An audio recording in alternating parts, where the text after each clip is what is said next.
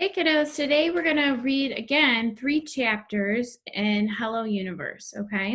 So today we're going to be reading chapters 27, 28, and 29. Chapter 27 starts on page 190. So 190. Chapter 27, Valencia. Okay, so maybe being alone isn't always the best. It would be nice if I could go back to the days when I was part of a group. It's good to have the same people to sit with at lunch every day instead of just sitting wherever. And sure, it'd be good to have some plans over the summer besides feeding Sacred or watching squirrels and the birds' nests. But it's not like I'm afraid of anything.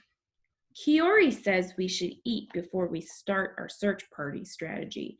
So the three of us go into the kitchen. I realize I'm hungrier than I thought. It was way past lunchtime already. Kiori pulls out a loaf of bread and some cold cuts to make sandwiches. I make a ham sandwich with mustard and nothing else. Jen makes bologna with about 5 pounds of mayo. Kiori has ham, lettuce, tomato, and cuts off all the crust. As we all munch on our sandwiches in the Taninka's kitchen, which is big and clean and smells like potatoes, with a nice table topped with tall, skinny candles, Kiori says that we need to start with the obvious places first. The only obvious place is his house, she says, with her mouth half full. We need to go over there and see if he's home. That sounds easy enough, I say. I only used 2 slices of thin ham for my sandwich since I thought it was the polite thing to do. But now I wish I had thrown on an extra. I taste mostly mustard and bread. But a sandwich is a sandwich when you're hungry. Not as easy as you would think, Kiori continues. She pauses. You're the one who has to go to the door and ask for him. I swallow. Me? Why me? I don't even know him. She takes a swig of her drink and wipes her mouth with her sleeve while talking at the same time, so I miss the first part of her sentence. I catch the tail end. He might get in trouble. Now I get it. If Virgil's parents thinks he's with Kiori and she shows up looking for him, he could get in trouble, especially if he's off doing something he's not supposed to be doing. Where does he live? I ask. Kiori motions in a random direction. In a nice house on the other side of the woods. He goes to Boyd Middle. So do I say. I'm going into 7th. So is Virgil, Jen exclaims, a gob of mayo on her bottom lip. Are you sure you don't know him? Asks Kiori. I don't know, I say. I'm not good with names. I motion towards my hearing aids to explain why. Just faces. It's hard for me to make out what Jen says next because her mouth is full of food, but I gather she's telling me that what Virgil's face looks like. Brown, skinny, sad. I wonder how Jen would describe my face to someone else. I wouldn't want to be described as sad, but maybe I am. Not right now, though. Right now, I'm just a girl eating a sandwich, waiting to see what happens next. Chapter 28, page 194. Bali. Virgil tried once again to shove the toe of his sneaker between the 2 heavy stones of the well, but they were so densely packed he couldn't gain enough footing to step up and reach the ladder. He also tried the ledge again, but it wasn't tall enough. Neither was he. He jumped in case he'd suddenly sprouted 10 inches, but his fingertips never brushed the bottom rung. He wasn't even sure where the ladder was anyway. It was so dark. He sat, exhausted, and fed Gulliver a dandelion. I wonder how long it will take for someone to start searching for me, Virgil said. He thought about the stone boy. How do you know someone hasn't started already? Said Ruby. I hope they show up before Fa comes back.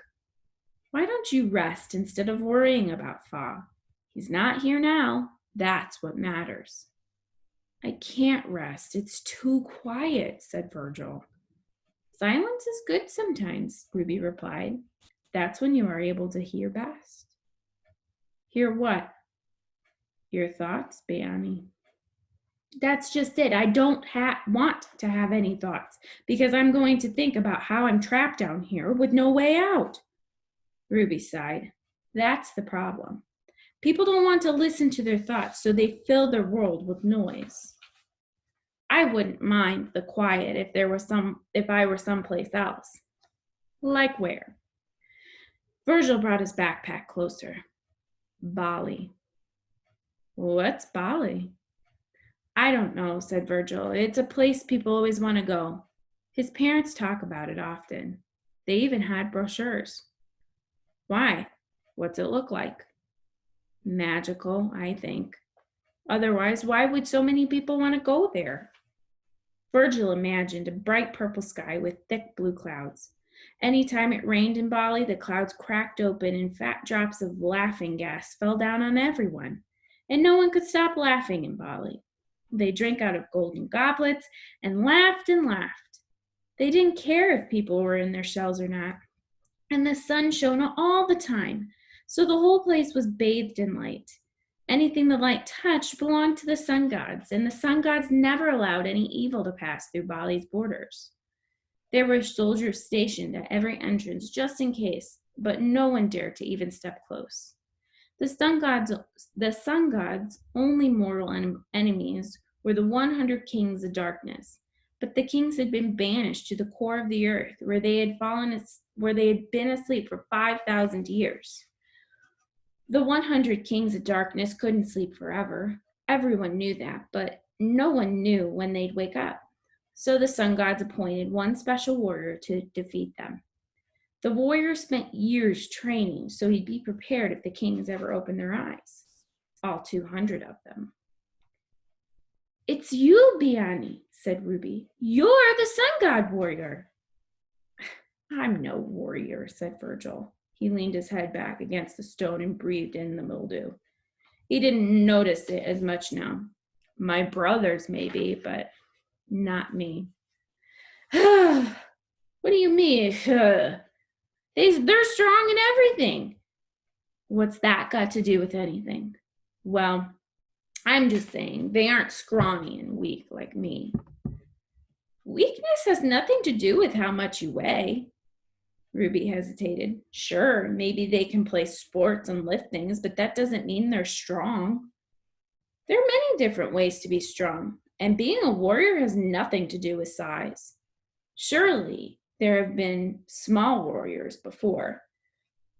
Virgil thought of Plaoto and the jungle dragon, which he had been one of Lola's favorite stories before she switched to tales about crocodiles and rocks eating children. The story of Plaoto had a much happier ending. Tell me about him, said Ruby. How do you know what I'm thinking? I was listening. But I didn't say anything. What difference does that make? Said Ruby. Tell me the story. I love stories. Virgil didn't consider himself much of a storyteller, but he gathered all the pieces of Plaoto together in his head and began the best way he knew how, at the beginning. Plaoto was only 1 inch tall, but he wanted to be king, not because he was greedy or anything like that, but because his village wouldn't stop arguing and fighting over petty nonsense. Virgil remembered Lola using that phrase specifically, petty nonsense, because he had to ask her what it meant. When your house is on fire and you straighten the pillows before you leave, Lola had said. Everyone laughed at him. They said a man who was 1 inch tall could never rule a village. They got so worked up that they started arguing again. Gulliver chirped, so Virgil fed him a dandelion. He didn't feed him more than one at a time, though. Gulliver had to ration his food. Virgil wondered if he would have to eat the dandelions too. What would happen if he did? Would he die of dandelion poisoning? And what about water? How long could he go without water? Virgil put his hand on his throat. Suddenly, he was very thirsty. Then what happened, Biani? Ruby urged. I hope that's not the end. Oh, sorry. Virgil dropped his hand and scratched behind Gulliver's ears. I'm not very good at telling stories, not like Lola. Thinking of Lola made Virgil sick and nauseous, like there were a million tears deep inside of him that wanted to come out. What would she be doing now? Folding laundry? Ironing shirts? Pulling weeds from the garden? Fussing at his mother for buying too many bananas? Whatever it was, she probably wasn't thinking that one of her stories had finally come true. A well had eaten her grandson. Just try, Ruby said. Virgil swallowed. While they argued, he gathered grains of sand from the beach. He could only carry handfuls at a time. The village was so busy arguing that they didn't notice what he was doing. The big ships came and tried to invade, but they couldn't get in because Plato had built a fortress, one handful at a time. Ruby waited. And they crowned him king of the island. He was the best king they ever had. Those 1,000,000 pushed down tears crept upward. He missed his Lola. I am no warrior. I am no Plato, he said. Plato wouldn't hide from the bull. Plato was brave. He wouldn't be scared. It's not being brave if you aren't scared. But I don't do anything. I don't fight at all. There are many ways to fight. Maybe you just haven't been ready. But you'll be ready next time. I don't want a next time. My dear Biani, said Ruby, there is always a next time. Biani meant hero. Virgil remembered now. He sat in silence of the deep dark well, suddenly remembering things. One thing he remembered was the day his parents and his math teacher told him he'd be going to the resource room every Thursday because of his multiplication tables. Virgil's mind had wandered that day as he sat in the uncomfortable chair across from Miss Linton, with his parents on either side of him. Instead of listening to the details of what made him special, he heard multiplication tables and began to imagine a never-ending assembly line of tables, like the kind you get at IKEA, cloning themselves and stacking up. He pictured himself standing near the bottom one, leaning back and trying to see the top of an IKEA mountain. Only he couldn't, because he was special. Mr. Linton explained to Virgil and his parents that he was going to the resource room meant Virgil would get more individual attention. It didn't mean there was anything wrong with him, Mr. Linton hastened to add. At the time, Virgil had thought, that's not true. There is something wrong. I can't do my multiplication tables. There's a right way to do them, and there's a wrong way. And if I was doing them the right way, I wouldn't be here. But he kept his mouth shut. He didn't mind going to the resource room anyway. It's not like he was having a blast with Mr. Linton. So if he needed more individual time, that was fine with him. He was pretty sure no one would notice he's gone anyhow.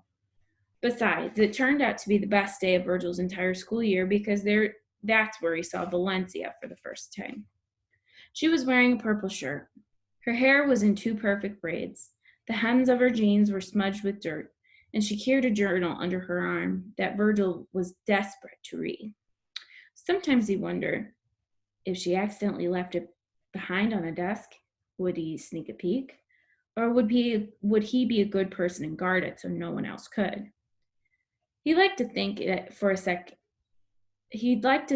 the second one, but he really wanted to know what she wrote and sketched about. It made Virgil want his own journal. Maybe he had things to say and he just didn't know it yet. I wish I had a journal now, he said to the darkness. I would write a goodbye letter to my family, not that they would ever find it. You don't need paper to write a letter, said Ruby. You can write letters in your head. What do you mean? You close your eyes and your mouth and send your thoughts through the universe. But how can my family get a thought? They feel it, even if they don't know it, said Ruby. Don't you ever just get a feeling sometimes? Yes, like sometimes at school he could feel the bull nearby, even though he couldn't see him. Same with Valencia. That's the universe sending you a letter, said Ruby. He thought of Lola and how she always seemed to know what he was feeling. Maybe, somehow, she would feel that he was in trouble. I think Lola gets a lot of letters, or lots of letters, he said. We all do, Ruby replied. Some of us are just better at opening them. Chapter 29, page 206. Valencia. 48 hours ago, I was just a regular girl observing wildlife. Now I was walking with a psychic to a house of a boy I didn't know so I can find out if he's missing or not. Life is funny, isn't it? Virgil lives in a nice neighborhood, just like Kiori said. The houses were twice the size of the house on my street. And when I mention it to Kiori, she just says, yeah, his dad's a doctor. And then she waves it away like it's the least important thing to be thinking about right now. And maybe she's right. I was just making an observation. To be honest, something about the big houses intimidates me, and I'm already nervous. I'm not shy or anything, but I didn't really feel like knocking on the front door of a house belonging to someone I didn't know. But Kiori had explained once again that if Virgil's parents or Lola thought he was with Kiori when he's really off doing something else, something he shouldn't be doing, then he could get in big trouble. He probably isn't, Kiori had said as we made our way to the boys' neighborhood. He's not exactly the type who goes off and doing something and he shouldn't be doing, just like he's not the type to miss an appointment. But you never know. People are an enigma. So here I am, and Virgil's house is 1 block away. Kiori stops me, and she and Jen give me a very serious look, like a spy going into a secret mission. Here's what you do, Kiori says. Knock on the door and ask if Virgil's home. Thanks for spelling it out for me, I say. Jen giggles behind her hand, and Kiori shoots her a look. I'm serious, says Kiori. His Lola is very perceptive. I think she's one of us. She puts her hand on her chest and shows me that us meant psychics. If he's not home, just say thanks and you'll stop back later. Then we'll know what's going on one way or another. And what if he is home? I could already feel the heat of embarrassment. Maybe I wouldn't be so nervous if it was a girl's house, but the fact it was a boy in a big fancy neighborhood makes my stomach flip around to the point of nausea. I don't exactly talk to boys on a regular basis, and I definitely don't go to their houses. Then tell him to come outside and meet us, says Kiori, glancing over my shoulder. We'll wait right here. Jen taps my arm and smiles up at me. You don't have to worry that he'll freak out or anything, she says. Virgil's really nice, and he's shy, like I said before. He even has a pet rat. She pulls at the end of her jump ropes and shakes it loose and splays it across the hot cement and dangles it near the toes of her sneakers. Really? I say. This is an interesting development. Most people don't like rats, but they make good pets. Rats are really smart and curious, and they're always up for a fun adventure.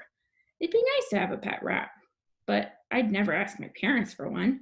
I could just imagine the looks on their faces. Now Kiori is tapping my shoulder. So now I look to her. She's really good at the how-tos, and at the same time giving Jen a little shove. It's not a rat, she says. It's a guinea pig. Oh, I love guinea pigs, I say. I had one when I was really little, but it died. Her name was Lilliput. I had almost forgotten about Lilliput. She had very long hair, and it was all different colors, light brown, dark brown, and black mixed together. I can't remember where we got her because I was so little, but I remember feeding her hay and watching her drink out of the bottle in her cage. She died while I was at preschool. When I came home, my dad had already buried her in the backyard. I cried because I didn't get to say goodbye. Lilliput, that's a cute name, says Jen as she positions her rope for jumping. Lilliput is the name of an island in a book called Gulliver's Travels. In the book, the explorer, Luman Gulliver, travels to all these different lands after a shipwreck. The first place is Lilliput, an island where all the people are less than 6 inches tall. Like the story. I like the story, but I like the name more, Lilliput. It sounded just like the place where little tiny people would live. I'm just about to tell all of this to Jen and ask what Virgil's guinea pig is named, and Kiori starts waving towards the house behind me. Hurry up, she says. We need to find out what's going on. All right, I say. I turn and walk toward the house. I try to walk all nonchalant like, so they don't see how nervous I am. There aren't any cars in the driveway. Maybe no one's home. So I walk up the stone pathway. It's not like the house is a mansion or anything, but it's big, 2 stories tall, with a garage that fits 3 cars. There's even a knocker on the front door shaped like a horseshoe. I lift it up and knock 3 times, and I wait. I play with the straps on my bag. After about 5 seconds, I decide no one's home. In one way, it's a relief, but then again, it'd be better if he was home because that would mean that Kiori's friend was safe and sound. Then the door opens. I know right away because it's his Lola, which Kiori told me means grandmother, because she looks about 100 years old. She's small, shorter than me, and really skinny. She doesn't smile. Not exactly mean looking, but not exactly friendly either. She glances at my hearing aids, but only for a second. I say, is Virgil home? She lifts her chin like she didn't hear me correctly, her hand still on the doorknob. Virgil? She says. For a second, I'm worried I didn't say his name correctly. Maybe his name isn't Virgil after all. Maybe I put the pieces of the puzzle together incorrectly. Yes, I say. It comes out like a question. No, Virgil isn't home. He went out this morning. What is your name? My chest and neck feel hot. My name? I reply stupidly. Yes, says Lola, so I can tell him you came. Oh, I clear my throat. my name is Valencia. Valencia, she says. I'm not sure if she's teasing me or being mean. It's hard to tell at first, but then her eyes soften and she smiles. I was expecting you. You were? Well, I was expecting something. I expected her to say something normal, like, I'll tell him you stopped by, so I don't know how to respond. Your mother blessed you with a good name, she continues. Valencia Cathedral is one of the most important cathedrals in the world. It's in Spain. Oh, I didn't know that. Maybe your mother does. I doubt it. Lola looks like she's considering this. You should tell her. She might like to know that she'd picked a good, strong name. I think she knows already, I say. She's not the type to question her choices. Lola laughs. Her whole face crinkles up when she does. She kind of reminds me of a crackling witch, but not in a bad way. I like your mother, says Lola. That makes me smile, although I'm not sure why, because I consider my mother to be the biggest pain in the world. Does Virgil have your phone number? Lola says. I will tell him to type you a message when he gets home. The motions of her hand like she's tapping on a cell phone, and I realize she's talking about texting. I could have just said yes, but instead I blurt out, no, which is the truth. And the next thing you know, she's waving me inside so I can write it down. I look towards Kiori and Jen and shrug. They're too far away for me to see their faces. Jen is jump roping. She's pretty fast, too. I don't realize how hot it was outside until I step into Virgil's house and feel the cool buzz of the air conditioning. Lola walks ahead of me, toward a big kitchen. I close the door and follow. She starts rummaging through a drawer. Her mouth is moving, but I can't tell what she is saying because she's looking at the drawer instead of me. It's funny how people talk to things like drawers instead of the person across from them. I don't want to bend down and stare at her face because that would just be weird. So instead, I turn to look casually at a big bookshelf against the wall. I don't bo- I don't bother with the books though. Instead, I stare right at the framed family picture. There are 6 people in the photo. 4 of them are smiling. Big, shiny, perfect smiles. 2 of them aren't. One is Lola. She has a faint scowl on her face, like she is ready to get the picture taken over with. The other is a boy. He's not scowling exactly. It looks like he's trying to make an effort to fake smile, but he couldn't get up the energy. I know right away that this is Virgil. And I know right away why Kiori's description sounded so familiar. I know him. In search of my memory for his face when it comes to me right away. He is in the resource room every Thursday, just like me. We never talked or anything, but he seemed nice, quiet. When Lola taps me on the shoulder, I jump. Who knew I was so jittery? She's holding a pen and a scrap of paper and shaking it under my nose. Did you hear me? She says. She's asking me to write my name and number on the paper. No, I'm sorry, motioning towards my hearing aids. There was a girl in my village who was deaf, Lola says after I give the paper back to her with the information. Virgil is going to be very confused when he gets it, but oh well.